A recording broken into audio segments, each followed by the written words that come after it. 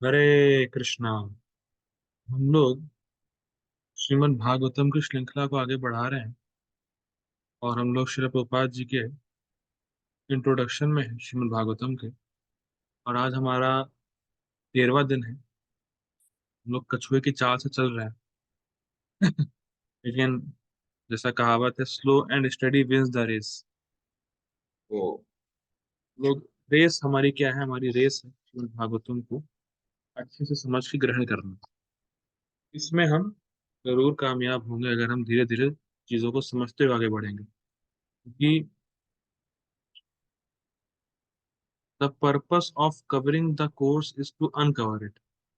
अगर कुछ टीचर कोई कोर्स कवर करता है, टीचर का कोर्स कवर करने का मतलब है उस कोर्स को अनकवर करना। वैसे हम लोग को भागवतम को डी कोड करना है। हम उसी के प्रयास में लगे हुए हैं, धीरे धीरे आगे बढ़ रहे हैं। आज की क्लास थोड़ी छोटी होगी। हम्म,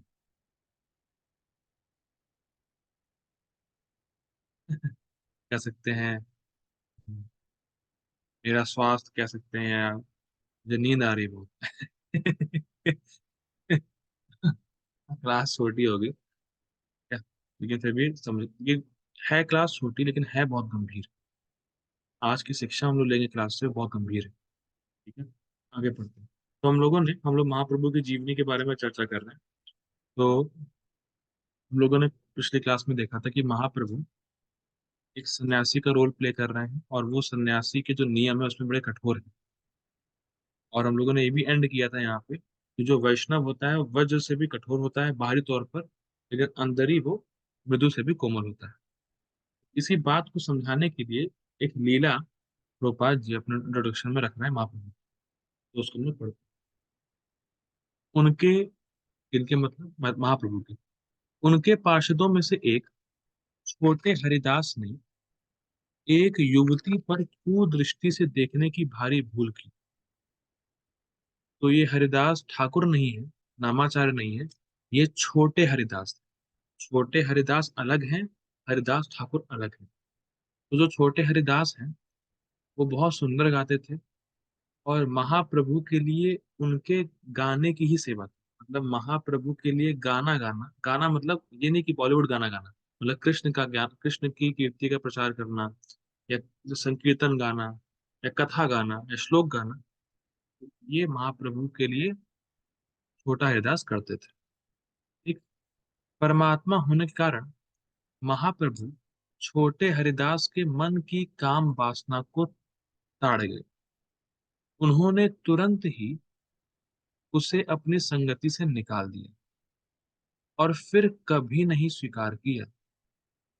यद्यपि हरिदास की इस भूल को क्षमा करने के लिए महाप्रभु से याचना की गई, बाद में छोटे हरिदास ने महाप्रभु से साथ छूटने के कारण आत्महत्या कर ली और इस आत्महत्या का समाचार महाप्रभु को सुनाया गया। उस समय भी महाप्रभु उसका अपराध नहीं भूले थे और उन्होंने यही कहा कि उसे उचित दंड मिला है। बड़ा इंटरेस्टिंग। संन्यास तथा अनुशासन के सिद्धांतों से महाप्रभु समझौता करना नहीं जानते थे। अतः यह जानते हुए भी कि राजा एक महान भक्त है। राजा कौन? राजा प्रताप रुद्र। ठीक, महान भक्त हैं, उन्होंने राजा से भेंट करने से मना कर दिया, केवल इसीलिए कि राजा धन संपत्ति से संबंधित थे। इस उदाहरण द्वारा महाप्रभु एक आध्यात्मवादी के लिए समुचित आचरण पर बल देना चाहते थे। एक आध्यात्मवादी को स्त्रियों तथा धन से कोई सरोकार नहीं होना चाहिए। उसे सदैव ही ऐसे घनिष्ठ संबंधों से बचना चाहिए। फिर भी भक्तों की सुनीतियों के द्वारा राजा को महाप्रभु की कृपा प्राप्त हो सके। तो देखिए, मैंने बहुत कुछ पढ़ा, इसको समझते हैं बात क्या है। इन सबको, इन सब लाइन से पढ़ने पर ऐसा लग रहा है, या ये सब सुनने से ऐसा लग रहा है कि महाप्रभु किसी पे कृपा नहीं करते, या महाप्रभु की कृपा बहुत ही कम लोगों को मिल सकती है। ऐसा प्रदर्शित हो रहा है इन सब लाइन्स, इन सब वाक्यों से, पर ऐसा है नहीं। अब समझते हैं छोटा हरिदास है कौन। छोटा हरिदास नाम के एक भक्त हुए, और छोटा हरिदास वैराग्य आश्रम में थे, मतलब वो भी एक सन्यासी ही थे, या सिंपल कह लीजिए वानप्रस्थी थे, पर गृहस्थ नहीं थे, और वैराग्य आश्रम में थे। ठीक? छोटा हरिदास वैराग्य आश्रम में, और उनकी सेवा थी महाप्रभु के लिए कृष्ण कथा करना, गीत गाना, ये सब मैंने बता दिया। अब देखिए हुआ क्या। एक और भक्त हुए महाप्रभु के जिनका नाम था बलराम आचार्य। तो बलराम आचार्य ने महाप्रभु को और छोटा हरिदास को और जितने भी महाप्रभु के और भी जो एसोसिएट्स थे, पार्षद थे, उनको प्रसाद पे बुलाया। मतलब बलराम आचार्य ने महाप्रभु को उनके पार्षदों के साथ प्रसाद के लिए इनवाइट किया। अब क्या है, अब क्या हुआ। बलराम आचार्य ने छोटा हरिदास से कहा कि आप माधवी जी से जाके कुछ चावल ले आइए। अब माधवी जी कौन है, हम लोग पढ़ चुके हैं। माधवी जी जो है वो महाप्रभु की एसोसिएट है, राधा रानी की अंतरंगा पार्षद है महाप्रभु की लीला में, माधवी जी। तो जो माधवी जी थी वो वृद्ध थी, माधवी जी बूढ़ी थी, कह सकते एजड थी।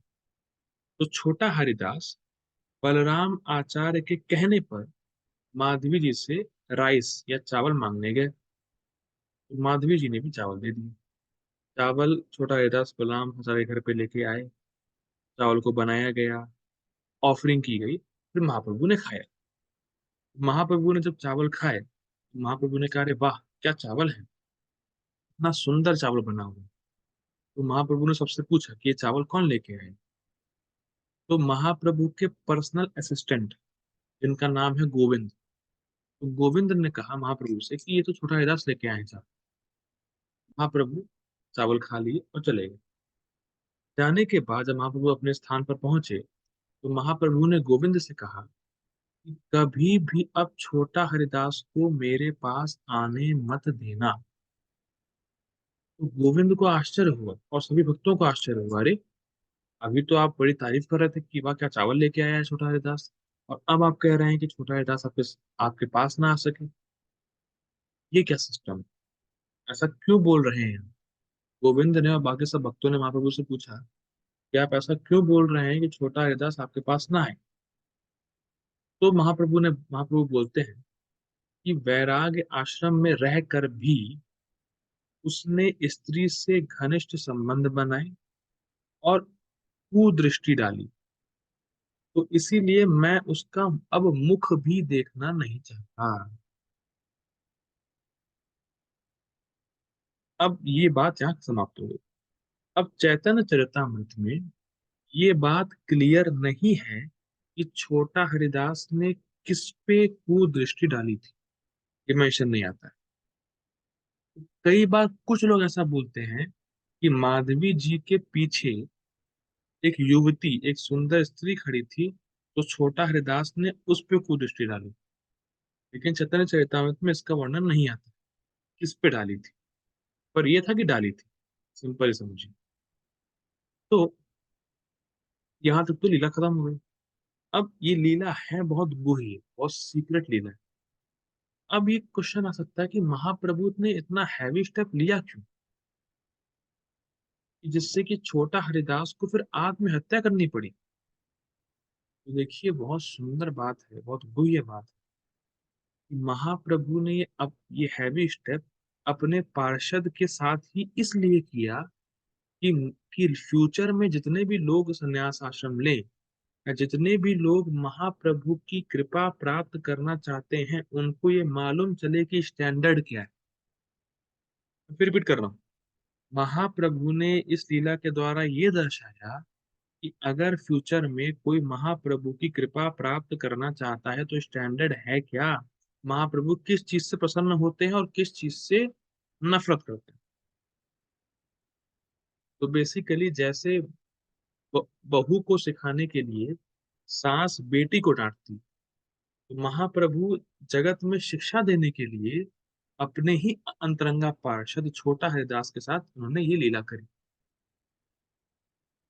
अब क्या हुआ, जब छोटा हरिदास को मालूम चला कि महाप्रभु उनसे मिलना नहीं चाहते, तो छोटा हरिदास ने खाना पीना बंद कर दिया। तो भक्तों ने कहा छोटा हरिदास से कि अरे हरिदास, चिंता नहीं करो, महाप्रभु अभी भी गुस्सा हुए, महाप्रभु का गुस्सा शांत हो जाएगा। तुम खाना पीना छोड़ो नहीं, तुम खाना पीना शुरू कर दो, महाप्रभु को हम मनाते हैं। महाप्रभु फिर नहीं मान रहे, तो छोटा हरिदास ने फिर खाना शुरू कर दिया। और फिर बाद में छोटा हरिदास को मालूम चला कि महाप्रभु मान ही नहीं रहे हैं, महाप्रभु बहुत स्ट्रिक्ट हो चुके हैं। तो छोटा हरिदास फिर प्रयाग गए, और प्रयाग में संगम नदी में, मतलब जहाँ गंगा यमुना सरस्वती का संगम होता है, वहां संगम पॉइंट पे वो नदी में कूद गए, उन्होंने आत्महत्या कर दी। हो गए। फिर क्या हुआ? फिर जब महाप्रभु प्रयाग पहुंचे, जब वो वहां स्नान किए उसी जगह पे जहाँ छोटा हरिदास आत्महत्या किए थे, तो मालूम चला कि वहां से गाने की आवाजें आती थी। महाप्रभु महाप्रभु जब नदी में स्नान किए तो उनको मालूम चला कि कुछ कुछ गाने की आवाजें आ रही हैं। और भक्तों ने भी स्नान किया, भक्तों ने भी देखा कुछ कुछ गाने की आवाजें आ रही हैं। और वो गाने की आवाज छोटा हरिदास की ही थी। लोगों ने बोलना शुरू किया कि छोटा हरिदास की ही आवाज है ये गाने की। तो फिर कुछ लोगों ने सोचा कि शायद छोटा हरिदास भूत बन गया है, वो गा रहा है। फिर होता क्या है, तो महाप्रभु बोलते हैं कि छोटा हरिदास जो है वो मेरी नित्य सेवा में चला गया, तो आध्यात्मिक जगत में आ चुका है। छोटा हरिदास है वो मुक्त होके अपने वास्तविक जो जगह है, आध्यात्मिक जगत, वहां पहुंच गए। तो ये सब लीला को करने के बाद, मतलब प्रभुपाद जी जब लिखते हैं परपोट में, चतुर्थ में, इस इस प्रसंग को लेकर, तो प्रभुपाद जी लिखते हैं, बहुत सुंदर बात लिखते हैं। प्रभुपाद जी कहते हैं, प्लीज बहुत सुनिएगा ध्यान से। प्रभुपाद जी इस प्रसंग को लेके चतुर्थ में लिखते हैं परपोट में, अगर किसी भक्त का पतन भी हो जाता है तो भी कृष्ण कृपा से वो कृष्ण के चरणों को प्राप्त कर सकता है। और महाप्रभु ने ये बोला था छोटा हरिदास के लिए कि छोटा हरिदास ने अपने जीवन भर कृष्ण के बारे में ही बोला, कृष्ण के बारे में ही सुना, कृष्ण का ही कीर्तन किया, इसीलिए आज वो मेरी नित्य सेवा में चला गया। भले ही उसने डाली कुदृष्टि, लेकिन उसने जो कृष्ण का भजन है, कृष्ण का जो अनन्य भाव है, उसको नहीं छोड़ा, इसीलिए वो मुक्त हो गए। गोपाल जी बोलते हैं कि अगर किसी भक्त का पतन भी हो जाता है, लेकिन अगर वो कृष्ण भक्ति में टिका रहता है, उसका ये भाव है कि चल भैया कुछ भी हो जाए, मैं कृष्ण की सेवा नहीं छोड़ूंगा, तो बस वो इसी कन्विक्शन से और कृष्ण की कृपा से कृष्ण के चरणों को प्राप्त करें। ये भाव। तो जब प्रभुपाद जी ने ये प्रसंग अपने डिसाइपल्स को सुनाया, तो उनके डिसाइपल्स डिमोटिवेट हो गए। अरे अब तो हमारा कोई चांस ही नहीं। तो लोगों ने पूछा प्रभुपाद से, प्रभुपाद जी आप भी इतने स्ट्रिक्ट हैं? प्रभुपाद जी ने कहा नहीं, मैं इतना स्ट्रिक्ट नहीं हूँ। मैं ऐसा नहीं हूँ। आप 16 माला का जप करो, 4 नियम का पालन करो, आप भगवान के पास जाओ। प्रभुपाद जी की बहुत कृपा है, हम उनके आश्रम में रह के भक्ति कर रहे हैं तो हम भगवान के पास जाएंगे। और देखिए, प्रभुपाद जी इतने स्ट्रिक्ट नहीं हैं, इसका मतलब ये लाइसेंस नहीं दिया जा रहा है कि आप सारे गलत काम करो। ठीक है, ये पॉइंट भी समझिए। आगे पढ़ते हैं। आप बताइए।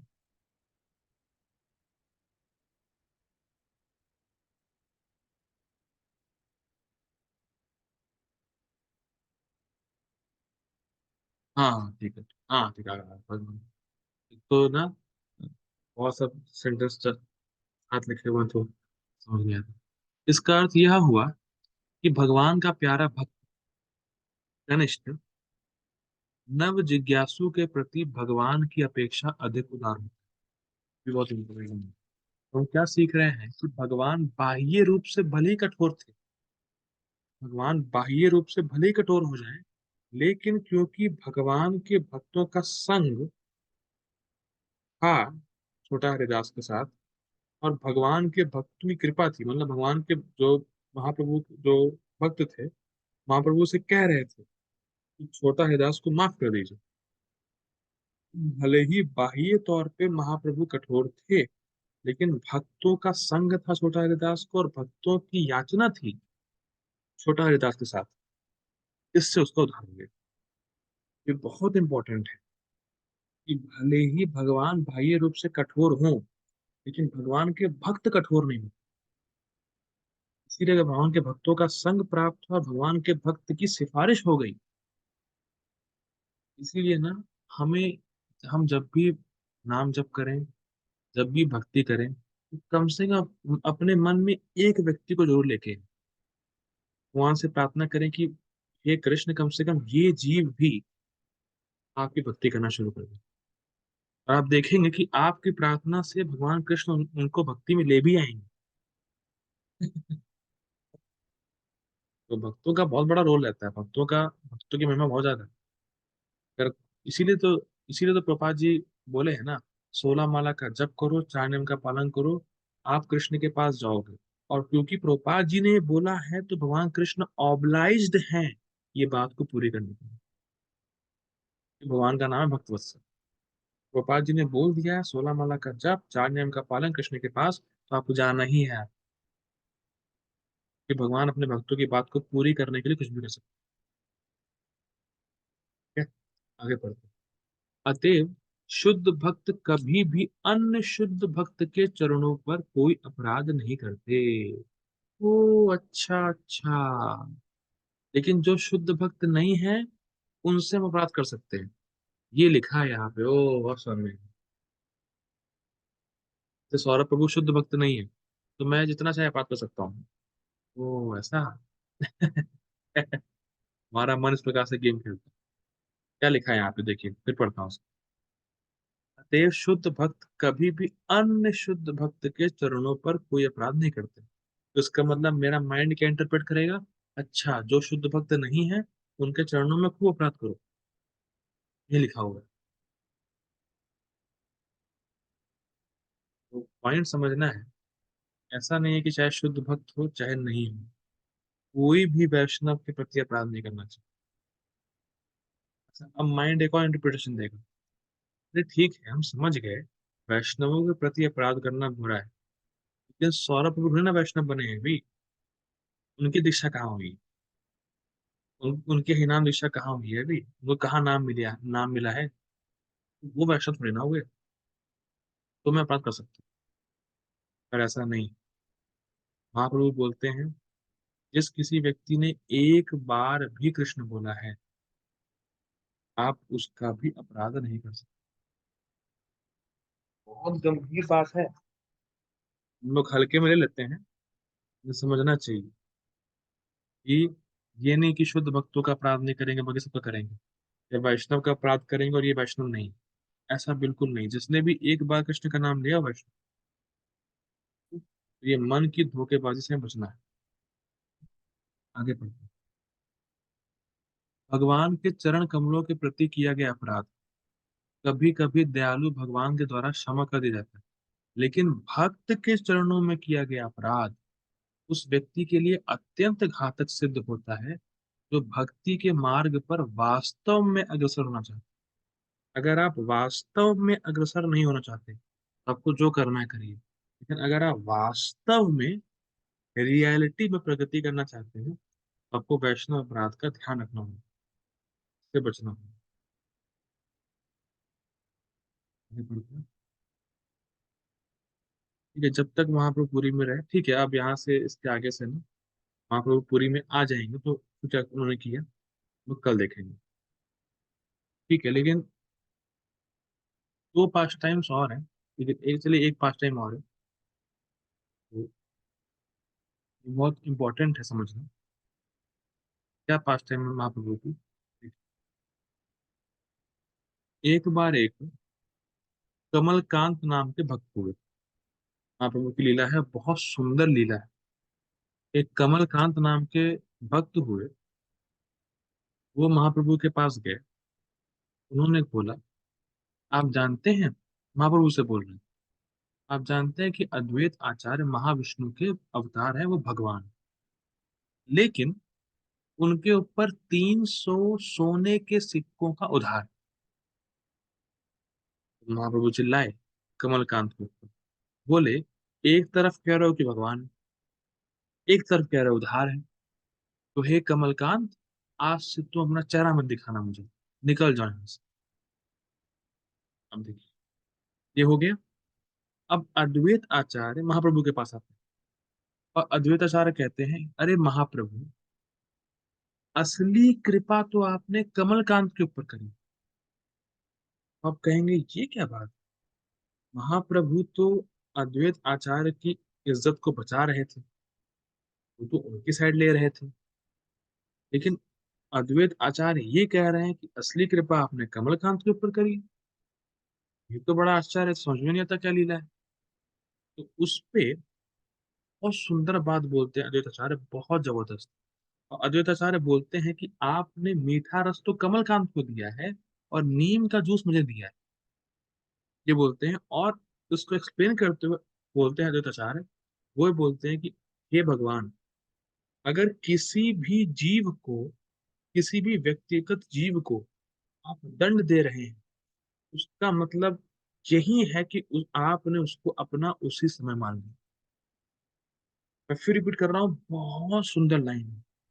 अगर भगवान ने किसी जीव को व्यक्तिगत दंड दिया है या दे रहे हैं, तो समझ जाइए कृष्ण ने उसको तुरंत उसी समय अपना सेवक मान लिया।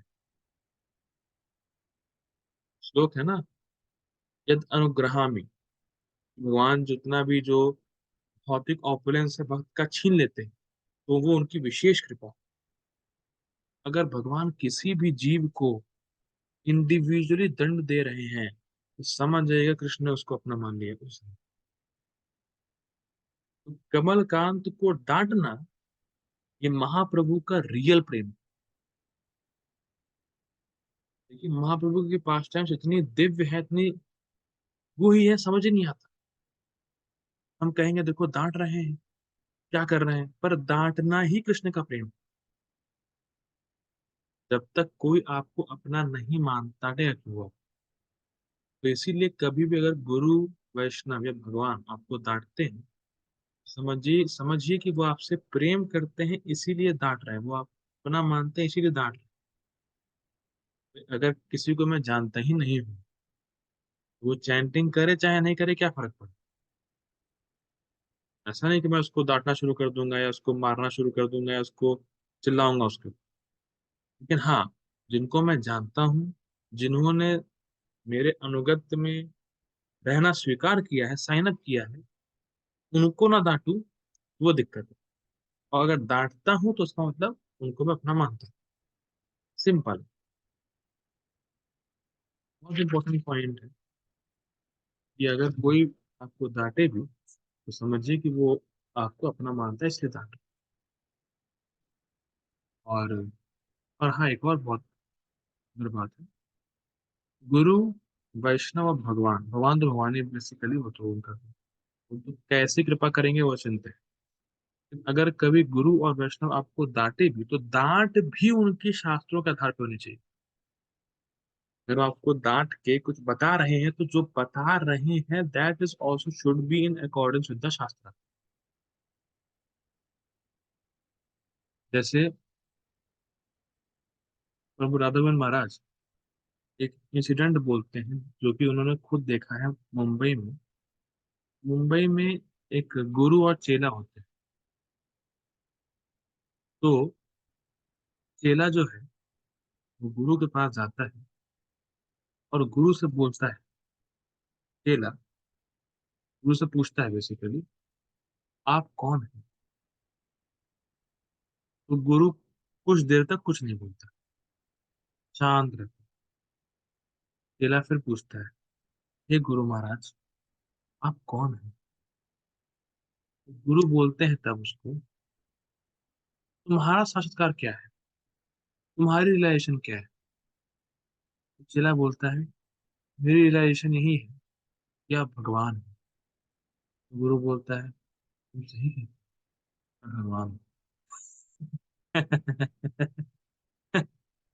अब ऐसे गुरु चेला नहीं होना चाहिए। अब क्वेश्चन है कि गुरु जो है अपने शिष्य के साक्षात्कार के ऊपर जी रहा है। गुरु पूछ रहा है शिष्य से, आपका क्या साक्षात्कार है? ये गुरु महाराज, मैं आपको भगवान मानता हूँ। सही कहते हैं। ऐसा फोकट का गुरु भी नहीं होना चाहिए जो अपने आप को भगवान माने और शिष्य को गुमराह करे। गुरु और वैष्णव होते हैं वो शास्त्रों के आधार पर डांटते हैं। उनकी डांट भी शास्त्र के आधार पर होती है। इंपॉर्टेंट है। हम लोग कल देखेंगे कि महाप्रभु पुरी में प्रवेश कर रहे हैं, दोबारा प्रवेश कर गए हैं। तो महाप्रभु क्या लीलाएं करते हैं। कृष्ण गोपाल की जय।